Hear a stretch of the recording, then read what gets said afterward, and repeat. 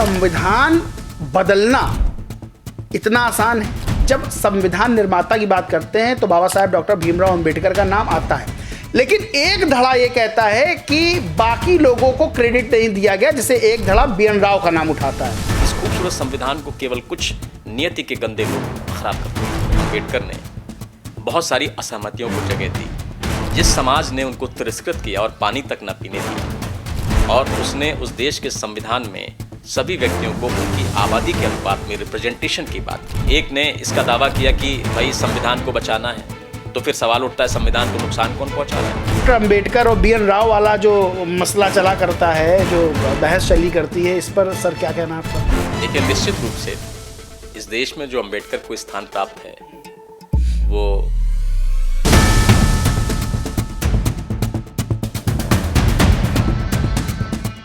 बहुत बहस छिड़ी हुई है देश में।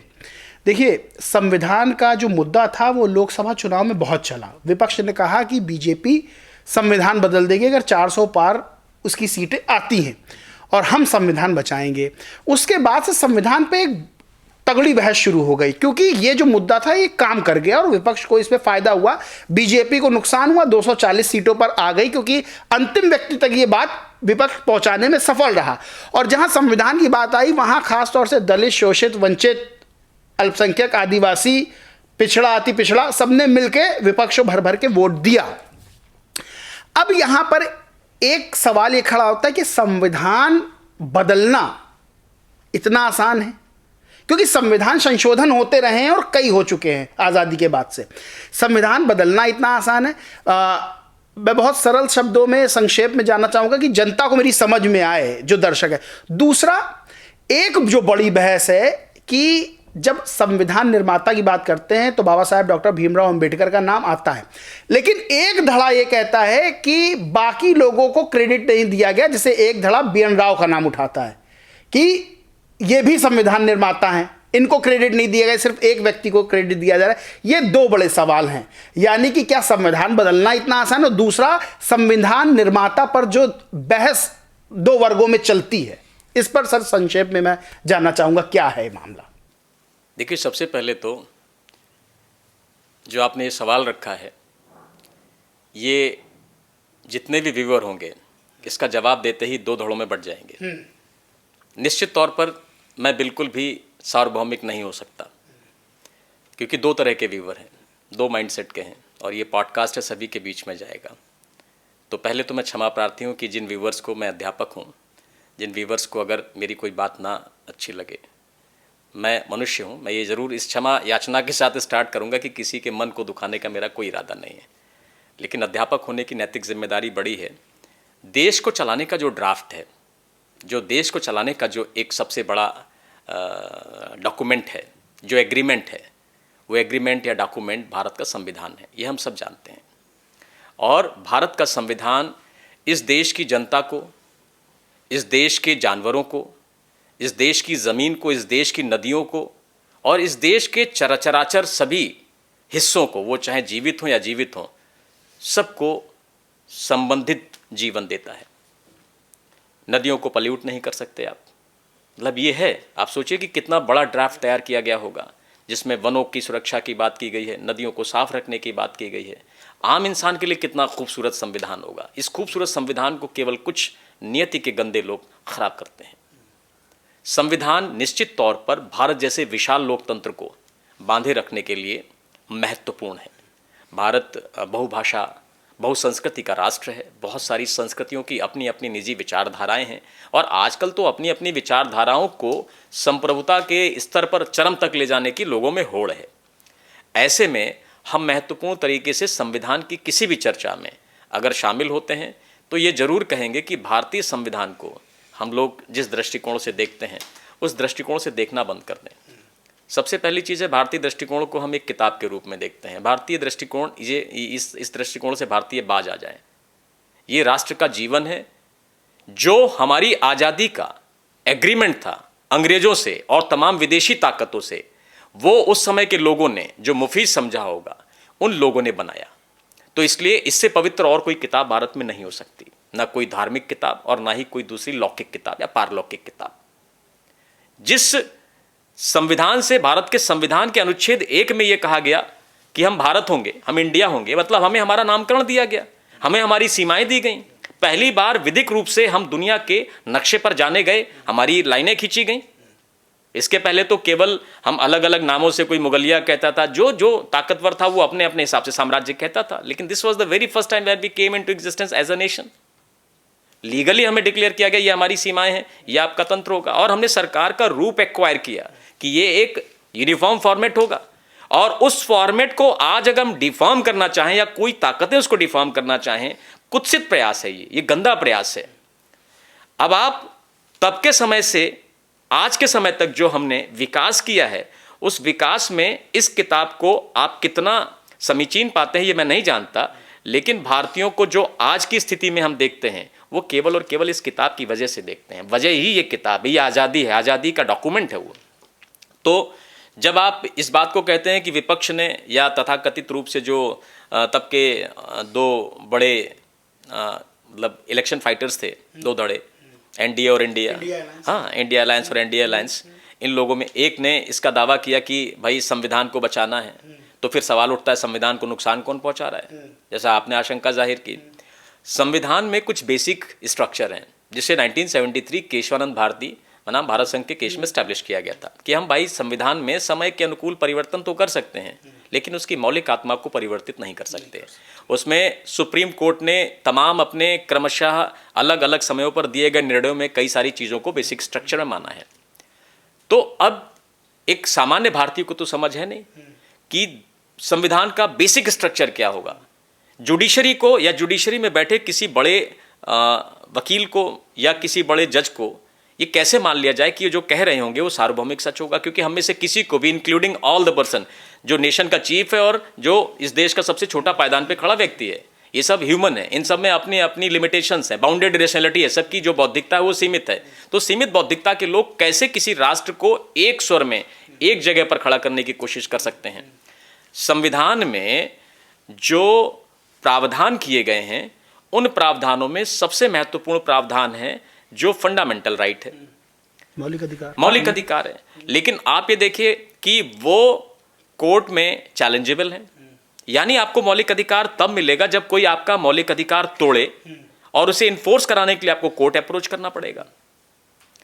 यहां पर थोड़ा सा डिस्कशन का विषय हो सकता है, जहां पर सरकार, बनाने वाले लोग और बनाने वाले लोगों को मिली ताकत, थोड़ा सा मैं डिटेल में जरूर जाऊंगा, क्योंकि इस बात को समझने के लिए हमें थोड़ा सा एनालिसिस की जरूरत पड़ेगी, विश्लेषण की आवश्यकता पड़ेगी। भारत में संविधान ने ताकत किसको दी है? अगर ये सवाल बच्चे से किया जाए, किसी व्यूअर से किया जाए, तो कहेंगे साहब संविधान में ताकत है। संविधान में कोई ताकत नहीं है।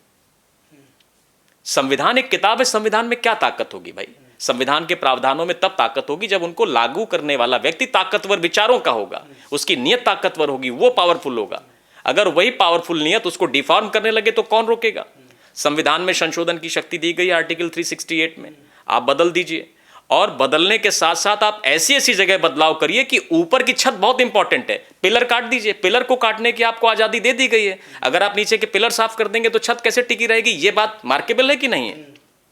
संशोधन कहां किए जाएंगे? आपने कहा छत में कोई संशोधन नहीं कर सकते, छत में संशोधन नहीं होगा, हम न्यू में संशोधन किए दे रहे हैं, छत अपने आप गिर जाएगी। अब आप समझ गए ना, छत का कोई अपना निजी वजूद नहीं, सब इंटरकनेक्टेड पार्ट्स हैं। जो ये कहते हैं कि साहब ने यहां परिवर्तन कर लिया, अगर संविधान में संशोधन की बात करते हैं तो मैं एक सवाल ये करता हूं व्यूअर से कि वो भी इस बात को पढ़ें। मौलिक अधिकार, अगर कोई हमें जान से मारने का प्रयास करता है, मुझे किसी से जान का खतरा है, तो मुझे कोर्ट जाना पड़ेगा, और कोर्ट जाने के लिए संविधान ने केवल 2 क्लॉज छोड़े हुए हैं, आर्टिकल 226 और आर्टिकल 32। आर्टिकल 32 में हम सुप्रीम कोर्ट अप्रोच करेंगे फंडामेंटल राइट के वायलेशन के टाइम पर, और आर्टिकल 226 के जो अंडर प्रोविजन है हमें हाई कोर्ट जाना। यानी कुल मिलाकर अब गांव का, फिर मैं हल्कू का आपको एग्जांपल दूंगा, गांव की मेड़ पर बैठा हल्कू, जिसको लोग उसे जाति सूचक गालियां दे रहे हैं, जिसको अबे तबे कर रहे हैं, और जो बिल्कुल मतलब अंतिम पायदान पे खड़ा है, वो आदमी जो एक थाने के पुलिस को देख कर डरता है, वो आदमी हाईकोर्ट अप्रोच कैसे करेगा? रोज उसकी एट्रोसिटी हो रही है, देश में हो रही है, हर चौराहे पर डे। आपके लखनऊ में हर चौराहे पर आदमी अपनी बोली लगाता है 8 घंटे के लिए 500-500 रुपए में। क्या सरकार को अभी भी नहीं समझ आता? क्या कोई हमारे पास एक ऐसा शेड्यूल्ड वे नहीं हो सकता एम्प्लॉयमेंट का कि जो लोग आते हैं टिफिन बांध के अलग अलग गांव से चौराहे पर अपने आप को बेचते कि भैया हमको ले चलो, 8 घंटे के लिए मैं आपकी गुलामी करूंगा, आपकी नौकरी करूंगा, आपकी दास्ता करूंगा। तो ये स्लेवरी का एक छोटा सा फॉर्मेट दिखता है ना, और सरकार की नाक के नीचे दिखता है, डेली दिखता है। और सरकारें अगर संवेदनहीन हो जाएं, सरकारों को अपनी सरकार बनाने का या अपने दल के ऑफिसेज बनाने का, उनको डेकोरीफाई करने का, भारत जैसे गरीब देश में दलों ने अपने ऑफिसेज बनाने की होड़ मचा रखी है, पैसा खर्च करने की होड़ मचा रखी है, कॉर्पोरेट लेवल के ऑफिस बन रहे हैं। मेरा जो विमर्श है भारत की जनता से, ये मेरा विमर्श है कि जिस देश में गरीबी आज भी व्याप्त हो, 40-45% बीपीएल हो, इन बीपीएल के होते हुए सरकारें या सरकारों में बैठे हुए राजनीतिक दल अपने आप को डेकोरीफाई कैसे कर सकते हैं? क्या ये उनको नैतिक जिम्मेदारी है? पहला तो विमर्श ये है। और दूसरा विमर्श ये है कि जिन दलों की आपने बात की कि पावर कहाँ है, संविधान की पावर अंतिम रूप से सरकार में है। क्यों? सरकार मेजॉरिटी में होगी। भारत में कार्यपालिका और व्यवस्थापिका एक ही फ्रेम में बैठाल दी गई हैं। जो मेजॉरिटी पार्टी होगी वो सरकार बनाएगी, यानी विधायिका के लोग ही सरकार होते हैं, विधायिका का ही एक समूह सरकार होता है। अब वो सरकार के बिना कोई बिल पास नहीं होगा, क्योंकि मेजॉरिटी में होगा उसका बिल पास होगा, यानी सरकार का हर बिल पास होगा। और आजकल तो मेजॉरिटी या जो अलायंस है बड़े हो गए हैं, आजकल तो किसी बिल के रुकने की बात ही नहीं होती, स्पेशल मेजॉरिटी हो तो भी एक्वायर हो जाती है। तो ऐसे में चिंता ये है कि जब मजबूत विपक्ष नहीं है तो बदलाव किसी भी हद तक हो सकता है, इसकी संभावनाएं हमेशा रहेंगी। क्यों?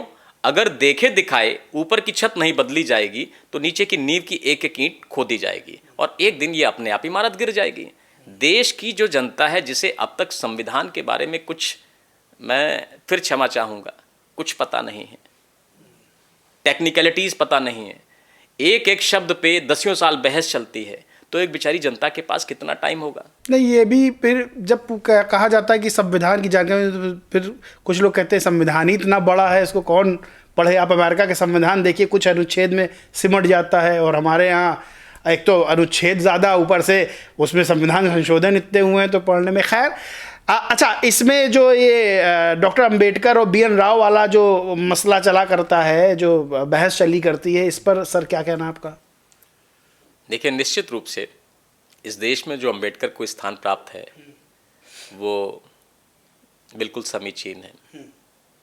अंबेडकर अपने समय के लीजेंडरी व्यक्ति थे और वो सार्वभौमिक व्यक्तित्व है, किसी एक जाति व्यवस्था में बंधा हुआ व्यक्ति नहीं है। अंबेडकर ने जब अपने संविधान में लोगों को जगह दी तो सभी धर्मों को जगह दी, सभी संप्रदायों को दी, और सभी तरह की असहमतियों को उन्होंने शामिल किया।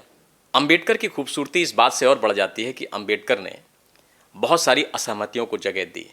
जिस समाज ने उनको तिरस्कृत किया और पानी तक न पीने दिया, और उसने उस देश के संविधान में सभी व्यक्तियों को उनकी आबादी के अनुपात में रिप्रेजेंटेशन की बात की, ये बहुत बड़ी बात है।